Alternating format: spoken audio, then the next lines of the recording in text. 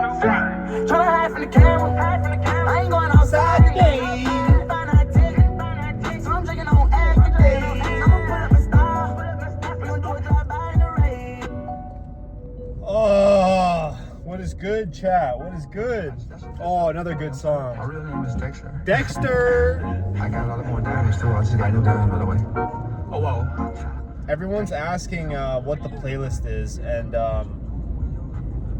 it's on my link tree in my TikTok bio or Instagram bio. I gotta start putting it in my YouTube bio for the fellas. It's got a bunch of hip hop. I think that's pretty much it.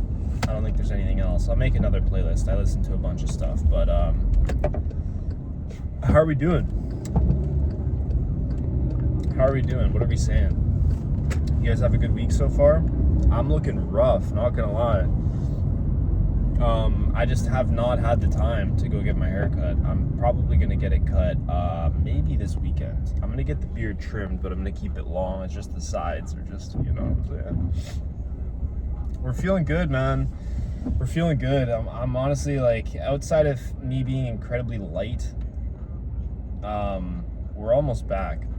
Now, we are up 4 pounds since my absolute lowest, but my absolute lowest was a crazy depleted state, eating like, you know, 13 to 1500 calories. So it's not a good representation of what my actual weight truly was, carved up, etc. So 4 pounds, we'll call it water, glycogen, and waste. To be honest, the visuals, which is what's extremely important, this is why having a coach is incredibly important, because the average person will see that scale rise after a prolonged diet and they're like, oh shit, I've gained a bunch of body fat. But if you know how to read the mirror and you look at the visuals, are you tighter? I'm tighter, I've got more vascularity, I've got more fullness when I'm posing, etc. So it's perfectly fine. And to be honest, I would like to see myself gain weight, but just not useless weight. Like, I want the weight that I gain to be carried by my progressions in the gym. And that is probably the most important message I could give to you guys, is that don't focus on some arbitrary rate of gain in terms of, oh, I want to gain 1 pound a week or 0.5% of my body weight a month, etc. Like, it's good to have those numbers in the back of your head so that because obviously to gain muscle, your weight is going to, unless you're just recomping indefinitely, but even then, like, to gain muscle, your weight is going to climb, right? It's just that we want that weight to climb alongside the progressions in the gym, because if your weight is just climbing and you're not progressing in the gym, then you're just gaining additional fat. You also want to ensure that you're assessing your visuals either like once a week or every day, and make sure everything's tight. Make sure that you're not gaining body fat, right? Because the whole goal of main gaining is to 1 second, let me put my phone on. I always do this and I get distracted and then it throws off the video, so I apologize. The whole goal of main gaining is to build muscle while maintaining your current body fat percentage, right? And so my body fat percentage is around 10 to 12%, and that is the goal. I want to maintain this body fat percentage but build my weight up, right? So that is the goal. Training's going well. I'm so excited to train. I can't wait to get those greens in track.gg, baby. Let's go. Tracked training. Support your boy. It's completely free. You don't need to pay a single cent.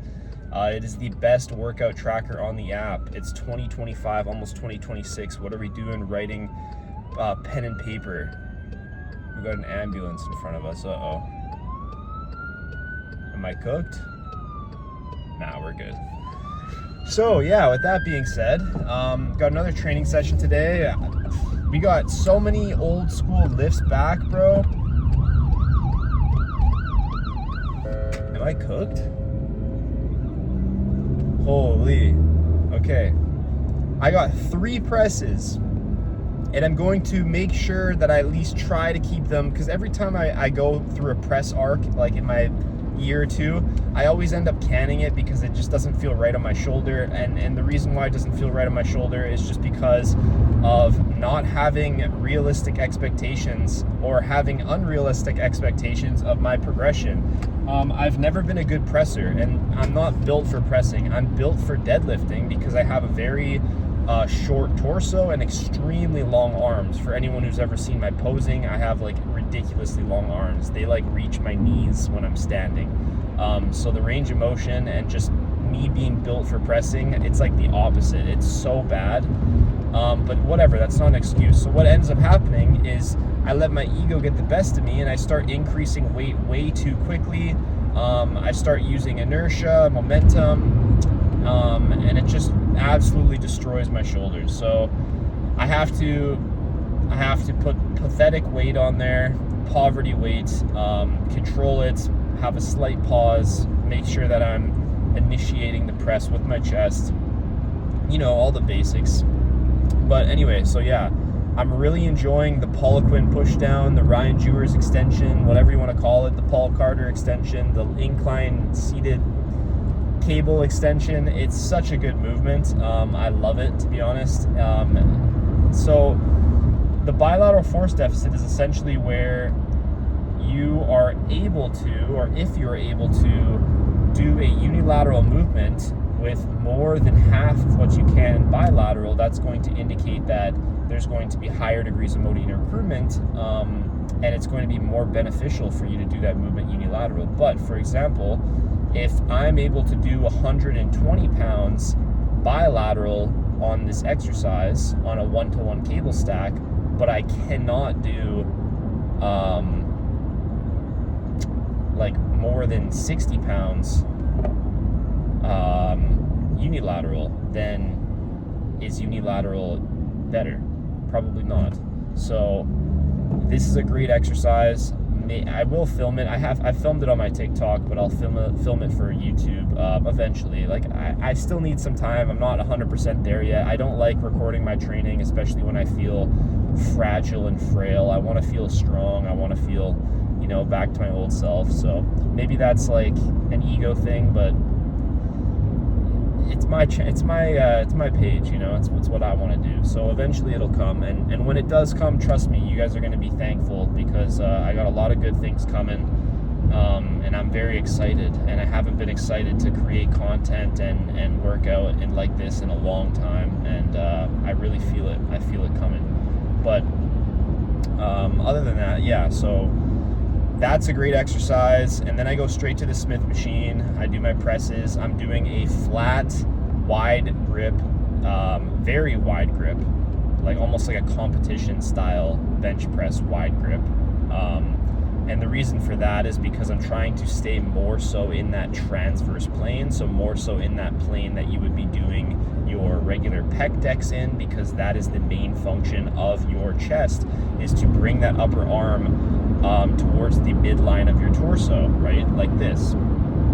So because I'm also doing a narrow grip incline press, which is going to predominantly train the shoulder flexion component of your upper chest, I want to differentiate those two exercises as much as possible to avoid redundancy. Now, there is an argument to make for, do you really need to do this, or should you press in a position where you're going to be the strongest at? You know, it really depends on the individual, their biomechanics, preferences, how it feels, etc. But I do think that a very wide grip bench press is actually an underrated movement for hypertrophy. It was used a lot in the silver era. Hold up, I gotta put on my sunglasses.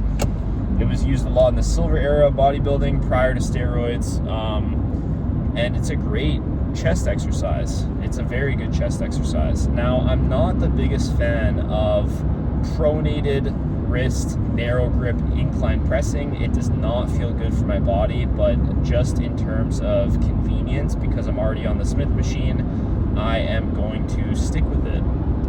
for now. I might change it, but we'll see. That's another reason why I don't want to share my training so much, is because I'm going to be most likely changing things pretty drastically until I find until I get into the swing of things and I find like an exercise order and the exercises that I genuinely like and feel good for this new phase. At the moment, I'm not doing any cuff exercises. I'm not using a single cuff in my training, genuinely just because I don't want to. It's not because I don't think that they're good anymore. They're fantastic. I've been using cuffs like I've been training for almost 12 years. I've been using cuffs for a long portion of that time, but I just wanted a fresh, no cuffs, different setups. For those of you guys who know me, you know that I've been sitting in that corner. I go to the gym, I go into that corner with the cables. I want to not touch that corner for a year. Like, to be honest, I overdid that corner way too much, and now I'm in like the other portion of the gym. It's nice and fresh, nice new environment. It's kind of funny because it's like the same gym, but yeah, so that's what we're doing. And then I'm doing a shoulder press or a high incline press. So those are my two chest exercises, and that's my one front delt compound press. I really do like a high incline press in the Smith machine. It's fantastic. It's JP-esque.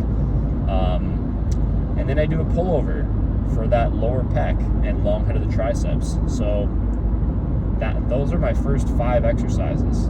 Poliquin push down, flat wide grip Smith machine press, narrow 30-degree incline Smith press, and then a high incline Smith press for my front delts, and then I do a pullover machine. We are fortunate to have the Dorian Yates old school chain driven pullover machine. It's pretty good. I could use it for my sagittal plane shoulder extension, and I might, but the issue is my gym doesn't allow for gym pins.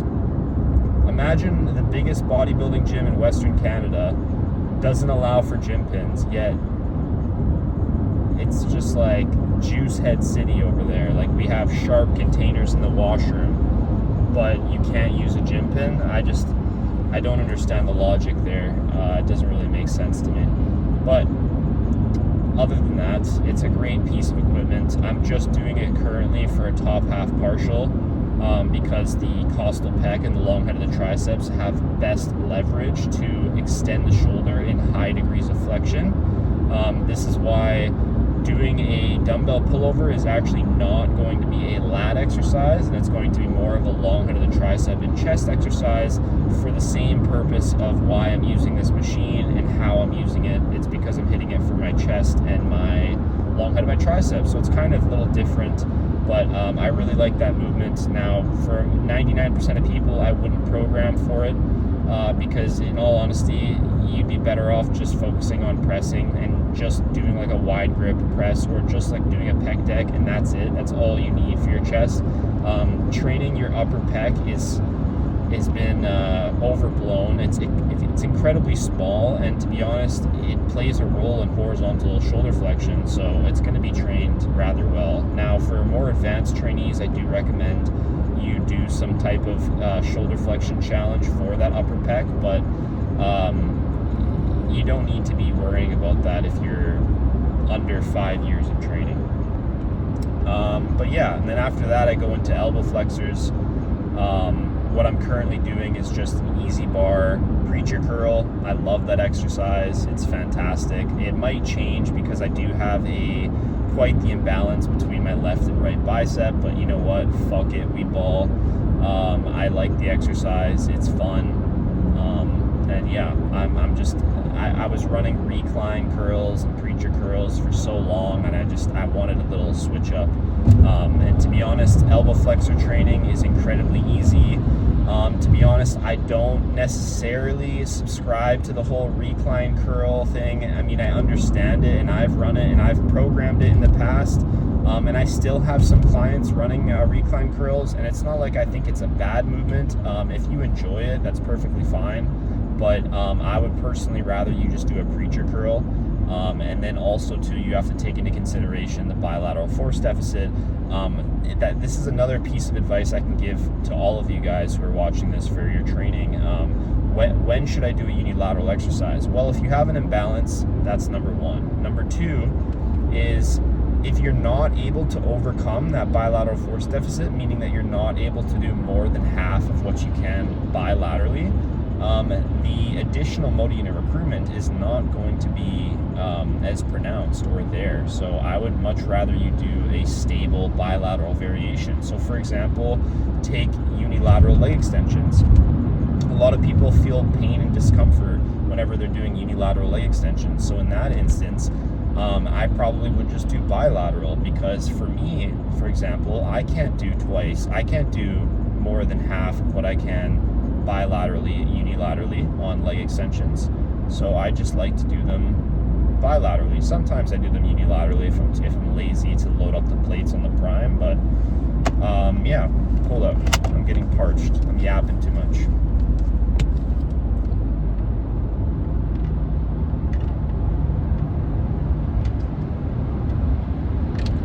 Oh, delicious.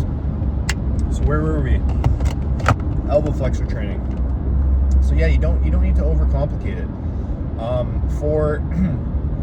For the majority, I would just pick a preacher curl. Done deal. Do multi-set preacher curl, either every other day, 3 times a week if you're an upper lower, whatever. Obviously I'd prefer every other day in full body, but so be it. I would just do a preacher curl. That's it. Your brachioradialis is going to be very well trained in a preacher curl. Now, once you do get more advanced, say you've been training for 5 years consistently, and you want to chuck in something else, that's when I would potentially add in a standing reverse curl, and bonus points if you band it, so it has an ascending profile. Or you can do, if you don't have a band, you can sit down on like the back of a preacher curl, like a freeway preacher curl, and do a partial range reverse easy bar curl with the pronated wrist. And because you're stopping at your knees, you're cutting out that bottom half of the range of motion where the biceps are going to have better relative leverage, and you make it more biased towards your brachioradialis. But in all honesty, I don't think a lot of people need this, because the brachioradialis is very well trained in a regular curl variation. We have tons of literature to support that. So preacher curls are the best curls for your biceps and all your elbow flexors. You don't need to go down. The amount of times I've seen like younger people that have been training for like 2 years do like 5 bicep exercises, it's ridiculous, man. It's absolutely ridiculous. You'd be better off focusing on doing one exercise, like an easy bar preacher curl, or the only thing that matters here is supinated wrist, descending profile. Pick one of those, get strong, and triple your load. Okay, I didn't mean it like that, but like triple your triple what weight you're using for the same amount of reps over the course of like 6 to 12 months, and then eat at maintenance and come back to me and tell me how your biceps look, right? And just take that same concept and apply it to every single muscle. Take your leg extension, triple the amount of weight you're using. That is this new arc that should have been the arc this whole time, is actual progress. See yourself make insane changes every single year. If you look the exact same year after year, that's a problem. You want to be making constant progress, and the best way to make constant progress is mogging your strength. Mogging it, okay? So yeah, that's elbow flexors explained, triceps explained. You don't need to do more than one tricep exercise. You can just do a push down, and your medial and lateral head of your triceps are going to be covered fantastically whenever you're doing any form of press. So that's it. Simple arm training, easy. Start your sessions with them. That still matters, yes. Every other day is best, because then you have the most amount of first sets across the week. There you go. And then just mog your strength. simple, right? Simple. For lat training, what do I do after that? After elbow flexors? I go into lat training, yeah. And what am I doing right now? I'm doing a wide grip pull down. Why am I not doing flaps? Because I've been doing flaps for over a year. I wanted a little change. Flaps are still a great exercise. The downsides of flaps are, once you're strong, it's a bitch to stabilize. There's lateral flexion demands, the cuff on your elbow, just all these things, right? Like, there's so many things that can go wrong. It's still a great movement, obviously, and they will they will come back eventually in my training. But for now, I'm on a wide grip pull down arc. I haven't ran wide grip pull downs in a long time, and I never claimed that wide grip pull downs were all of a sudden a bad exercise. I've programmed wide grip pull downs for all of my clients forever. They're a fantastic exercise. And then the sagittal plane movement, because yes, I do subscribe to the idea that you can bias the upper and lower portions of your lats. The idea is that the lower portion of your lats is going to be biased with a wide grip pull down due to the fact that the lower portion of your lats has better relative leverage to adduct the shoulder, whereas the upper portion of your lats has better relative leverage to extend the shoulder. So you do want to train both joint actions, being shoulder adduction and shoulder extension. So what am I doing for shoulder extension? I'm doing the GYMPIN pullover on the same pull down stack. Now I am trying to find a way to like it, because at the moment I'm not enjoying it too much, because my specific pull down is like centered, and so it's hard for me to stabilize, because it's like, I don't know how to explain it, but it's annoying as hell. So I'm trying to find a way to like it, but when it comes to shoulder extension movements, it's really easy to stack a lot of them. A lot of narrow grip rows. I would like to do a narrow grip row if I had a good machine for it, but to be honest, I don't. Well, I do, but not one that's heavy enough. And then I go into Kelso shrugs, because regardless, that's one thing I don't understand, is the upper back row versus Kelso shrug thing. Like, it's like, my goal is to train my traps and rhomboids. Why am I moving my shoulder? Like, why? Like, your rear delts are going to be trained exceptionally well in your narrow grip rows. I almost never train rear delts in an isolated fashion. I don't believe you need to. If you're doing any form of narrow grip rowing for your upper lats, or your lats in general, you don't need a rear delt exercise, especially if you're a younger trainee, or you've only been training for less than 5 years. You don't need a rear delt exercise, in my opinion. So it's a waste of your time. So yeah, I do Kelso shrugs, because Kelso shrugs are the best way to train your upper back.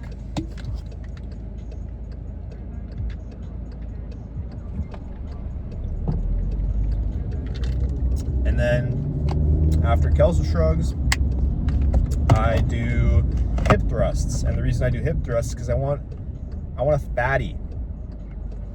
No, but it's just because it's right next to the T-bar row. And that's another tip that I can give you guys is, full body takes so long. Full body takes so long. Learn how to program. Program exercises in close proximity to one another so that you're able to bounce around your gym. And if it so happens that one piece of equipment that you need to use that's programmed for you next is taken, just do another exercise and come back to it. It's really not going to make that big of a difference. I'm telling you guys this right now. Ideally, you want to stick with the same session and the order every single time, but life happens, and I would much rather you jump to the next exercise and then come back when it's free than sit there, waste time, get out of the zone. In my opinion, that's going to be much more of a detriment than just hopping to the next exercise. So yeah, then I do hip thrusts, and the reason why I'm doing hip thrusts is because GHD sucks. It really does. I know someone said, but GHD is a function of the glutes. Like, bro, I put you on GHD. Like, obviously I know that. But yeah, GHD sucks.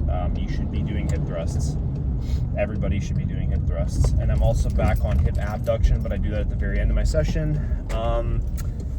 But yeah, I noticed that my glutes are incredibly small, especially when I got to this level of leanness, and I want striated glutes. That's a goal of every natural bodybuilder. And for you to have striated glutes, you actually have to have glutes in the first place. Otherwise, you got to get to like skeleton levels of leanness. Anyways, and then I do like leg extensions, and I do a squat pattern, and I do hinges and all that stuff. But I'll touch on my session probably later on, or another video or something like that. But hopefully you guys enjoyed. I'm pulling up to the gym now. Hope you guys have a great day, and I'll see you guys on the next one, which would be Saturday. So peace out.